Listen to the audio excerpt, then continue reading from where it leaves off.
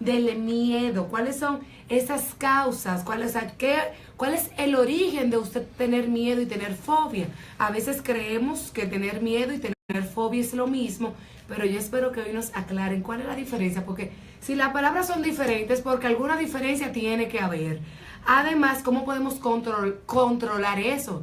Porque imagínense uno grande, uno adulto, no es lo mismo que un niño tenga miedo a que un adulto pues presente un miedo, un temor y que no lo quiera demostrar. Entonces, hasta los trucos para usted saber manejar esas ciertas situaciones nos lo van a dar en la mañana de hoy. Quien le habla, la doctora Minerva Felipe, también mi compañera Auris Petance está aquí en cabina, y la doctora Jailene Alejo viene en camino. Federico siempre al control de todas las llamadas y de todos los sonidos de aquí, de orientación bucal. Y hablo el tema de hoy, vamos a hablar acerca del origen del miedo, el origen de las fobias. Y nos acompaña Orlando Ortiz, señores, que es una excelente psicoterapéutica clínica y familiar. O sea, maneja toda la parte de trastornos familiares, también la parte clínica, ve diferentes tipos de pacientes, incluso a nivel psiquiátrico. O sea que tenemos un experto en la materia y debemos conocer de ello. Yo en lo personal tengo muchísimas preguntas, así que si usted, quien me está oyendo, tiene más preguntas, anótela ahí y la puede hacer más adelante, que de inmediato vamos a abrir las líneas. Así que no le cambie de sintonía porque esto es Orientación Bucal.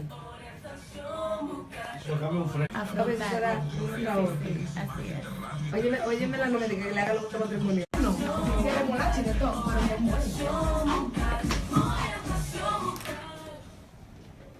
recordando el tema de hoy, señores, estamos en vivo. Recuerden también las redes sociales, en nuestro Instagram, Orientación Bucal, asimismo nuestro Facebook y nuestro Twitter, @obucal. También estamos en vivo en las redes sociales, @doctora Minerva Felipe, también @doctora Jailene Alejo, quien viene de camino.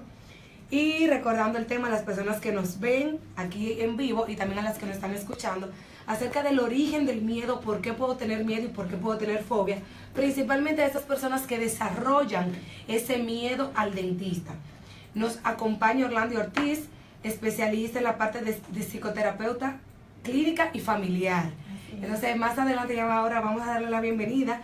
Ella ha participado con nosotros en programas anteriores, pero en Fuego 90, en nuestra emisora hermana, que ya hace más de 5 años que estamos aquí en la Monumental, pero es un gusto para nosotras traerte aquí nuevamente. Así que bienvenido, Orlando, ya sabes que estás en tu casa y tenemos muchas preguntas por hacerte. Así que bienvenido. Gracias, muchísimas gracias. Yo súper feliz de poder estar aquí en el programa y siempre es un placer. Yo creo que vamos a entrar directamente en materia para poder identificar la parte del miedo. No solamente nos pasa a nivel odontológico, a ustedes sobre todo en la práctica, sino que lo vemos en el día a día. En el caso del miedo, el miedo es una reacción natural. Incluso es parte de la supervivencia. Si no tuviéramos miedo, quizás tocáramos una plancha caliente o metiéramos la mano en el fuego, o si vemos un peligro, quizás en la calle no miraríamos a los lados y caminamos, o de pronto hay un animal y demás. Entonces el miedo es una reacción de supervivencia natural que ayuda a que la vida pues permanezca. Entonces no hay inconveniente con esa parte. Ahora bien, y es necesario que ocurra. Ahora, cuando esto es desproporcionado, podemos entonces empezar a hablar de lo que es una fobia. Entonces una fobia no es más que un miedo irracional, sea real o imaginario, que tenemos ante una situación, y cuando esto empieza a afectar nuestra calidad de vida, a que tenemos que estar o con alguien para que nos cuide, o ser muy dependientes, o de pronto empezamos a evadir situaciones por un miedo a que algo pueda ocurrir, entonces ya esto se considera un problema que necesita ser tratado. Entonces, doctor, usted nos dice que el miedo es una reacción, es algo normal. Es decir, pero el miedo yo lo puedo enfrentar, porque a veces, ejemplo, si hay un perro que le está ladrando a uno o a una persona y esa persona siente el temor, pero se puede defender. Porque si es el caso también, y se han visto los casos que es un asaltante o un ladrón, tal vez tiene el temor, pero se defiende, o sea, no huye. Exacto. Porque tal vez hay que ver como la respuesta que tenga esa persona ante esa situación de peligro. Exactamente. O sea, que el miedo es algo normal y todos lo sentimos. Es necesario, y cuando ocurra no podemos preocuparnos. Ahora, cuando esto empieza a complicar situaciones del día a día y que se manifiesta con mucha frecuencia y alta intensidad, entonces probablemente estemos hablando de una de las fobias. Las fobias están dentro de los trastornos de ansiedad, y empieza esto a una alta intensidad y empieza a preocupar. Entonces aquí tenemos que buscar ayuda. Yo voy a explicar específicamente cómo ocurre el miedo porque tienen cierto parecido.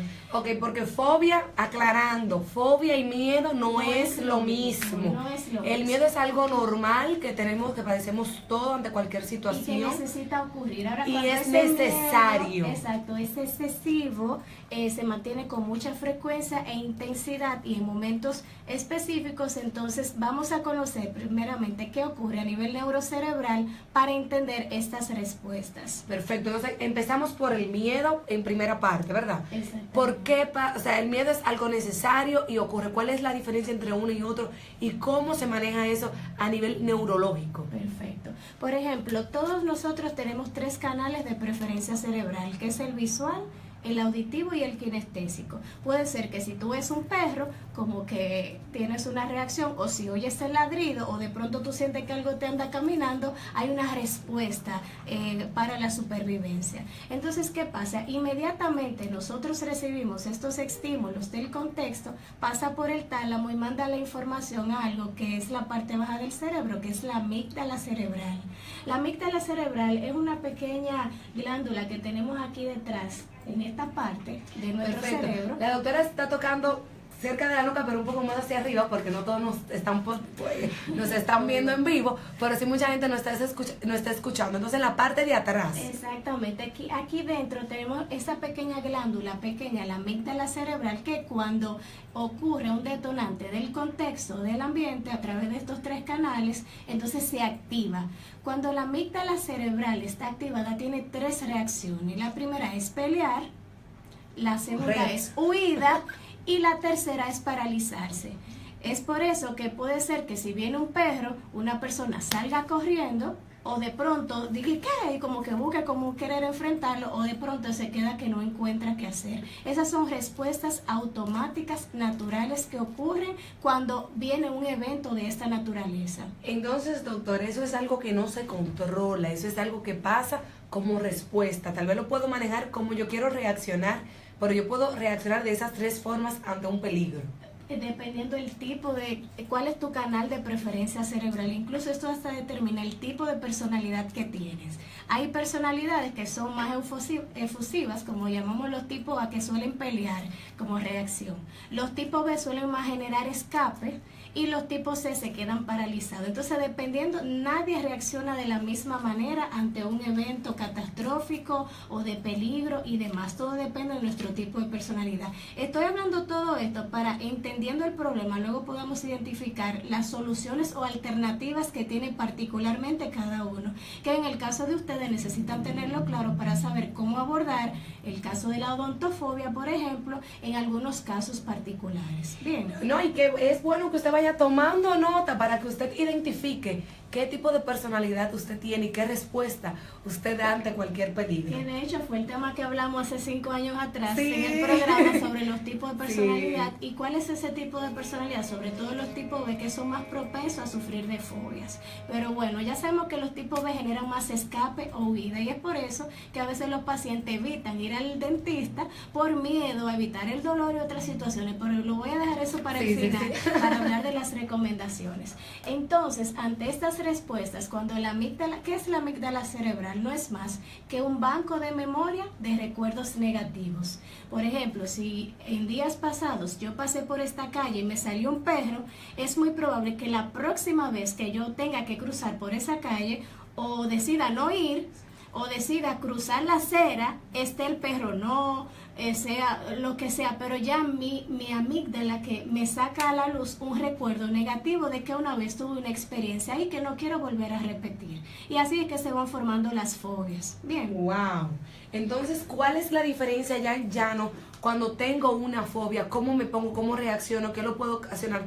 Porque usted me menciona que el miedo es algo que es necesario y todos padecemos de miedo, pero cuando hablamos de fobia ya es algo que hay que tratar. Porque empieza a afectar tus actividades de la vida diaria. Por ejemplo, si yo le tengo miedo o fobia a un león, pero en República Dominicana no hay leones, eso no afecta mi vida diaria, entonces no tengo por qué ir a tratar la fobia a los leones.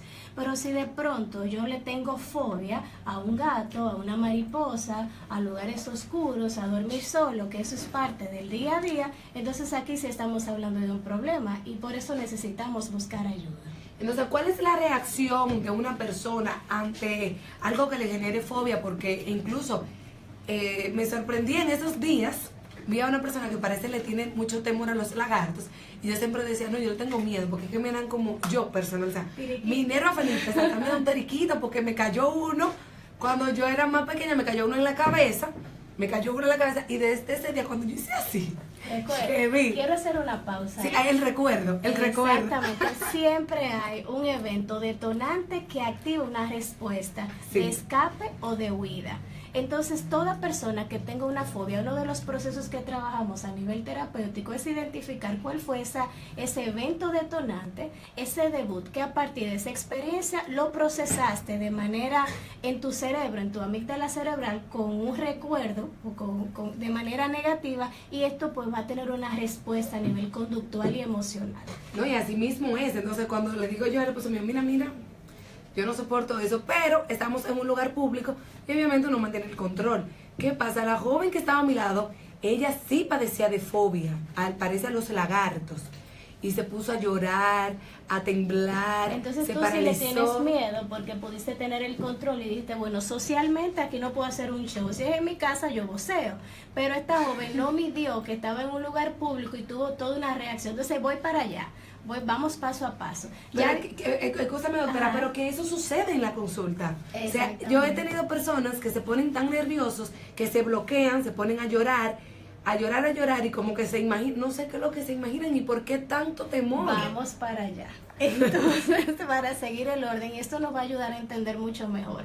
Entonces, como es un banco de recuerdos, es un banco de memoria de recuerdos negativos, ya sea porque yo experimenté una situación que lo procesé de manera negativa. Aquí vamos a ver que a veces más que el evento en sí es la manera como procesamos a nivel interna esta información. Entonces es una de las cosas que tenemos que hacer en el proceso psicoterapéutico, como volver a descomponer las partes de cómo procesaste la información, reajustar la historia y volver a guardarla o codificarla de manera organizada, y eso va a determinar mucho cómo puedas reaccionar ante la situación. Entonces, ¿qué pasa?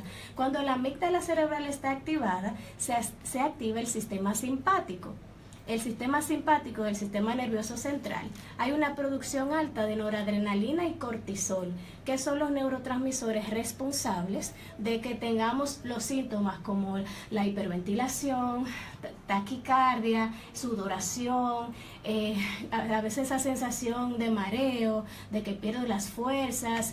Es porque hay una alta concentración de la circulación a nivel de los miembros inferiores y superiores, como si usted fuera a irse a la huida, porque si usted va a correr, dijimos que las respuestas es pelear, escapar o quedarse paralizado. Todo el cuerpo se prepara porque un peligro inminente se acerca. Si es un fuego, es necesario que eso ocurra, porque hay gente que se han lanzado de una tercera planta y caen derechito, no le pasa nada. El nivel de adrenalina, cortisol es necesario. Entonces el miedo es importante. ¿Cómo va a ser? Bueno, yo tengo una paciente que se lanzó de un tercer nivel y no le pasó nada y salió corriendo por un evento que tenía. Wow. Y eso puede ocurrir. Ahora, si está tan tranquila, si está partiendo el sistema parasimpático, que es lo que calma, regula y relaja, y tú la lanzas de un tercer nivel, te aseguro que va a tener muchas fracturas en su cuerpo. Entonces, lo que quiero decir que el miedo cumple una función. Hay que un terremoto, salimos huyendo, o sea, se activa la amígdala,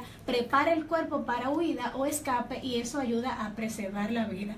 Pero cuando hay situaciones, peligros, que en este caso es real, un terremoto, pero cuando son imaginarios porque tenemos temor a sufrir o que nos pase algo y empezamos a tener todas estas sensaciones a nivel fisiológica, como le ocurrió a la amiga que tenía salado, entonces ahí sí estamos hablando de una fobia, porque esto no lo puedes controlar de manera inmediata. Es probable que empieces a sentir un poco que va como que aumentando en lo que nosotros llamamos el hiperarousal, como que tú le puedes poner un numerito, bueno, voy en 1, va en escalar, el 2, el 3 y demás, y luego hay recomendaciones que la persona puede aplicar que ayuda a que pueda volver a activar lo que nosotros llamamos que es el lóbulo prefrontal. El lóbulo prefrontal no es más que en la corteza cerebral, esa parte del cerebro que nos ayuda a nosotros medir consecuencias, buscar alternativas, tomar decisiones maduras. Por ejemplo, en el ejemplo del lagarto, tú dices, bueno, estoy en la calle, no voy a hacer un show, tengo miedo, pero me voy a controlar. Probablemente pudiste poner en práctica, activar tu lóbulo prefrontal, que es una de las recomendaciones que trabajamos a nivel terapéutico. Entonces, cuando una persona tiene su amígdala cerebral activada, no piensa bien, no razona y es difícil que pueda ceder a ya sea un proceso odontológico o enfrentarse a situaciones que le generan miedo. Pero sí, qué bueno que el cerebro tiene esa capacidad de que al activar el lóbulo prefrontal, entonces se activa el sistema parasimpático del sistema nervioso central, que no es más como esa parte que relaja, que calma, que dice ya todo está bien, no pasa nada, es imaginario, todo está seguro y demás. Pero mírate cómo hay unos procesos mentales, hay toda una serie de patrones de pensamientos que son los determinantes para activar o desactivar nuestra amígdala cerebral. Entonces, la primera parte que debemos trabajar, sobre todo en la consulta, es hacer una reestructuración neurocognitiva, porque mis pensamientos determinan si son disfuncionales. Por ejemplo, si ven un lagarto, mentalmente yo me lo imagino como un dinosaurio. Entonces, como que activo esta, pero digo, espérate, yo soy más grande que este lagarto, los dinosaurios no existen. Empezamos a practicar ejercicios de respiración, que es muy importante porque aquí hay una ausencia de oxígeno en lo que tiene que ver con la circulación del líquido encefalorraquídeo. Entonces, como la respiración, mandamos oxígeno al cerebro.